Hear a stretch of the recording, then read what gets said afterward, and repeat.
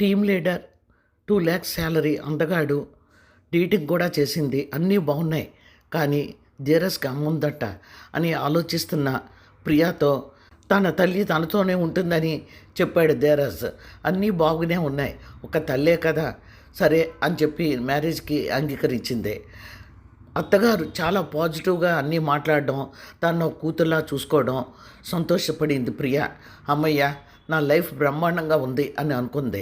కానీ అనుకోకుండా అత్తగారు బీపీ ఎక్కువై పెరాలసిస్ వచ్చి మంచం పట్టారు. హాస్పిటల్లో జాయిన్ చేశారు.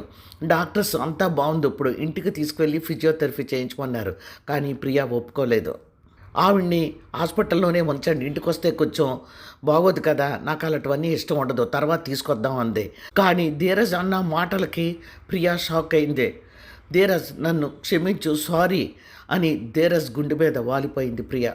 ధీరజ్ ఏమన్నాడు,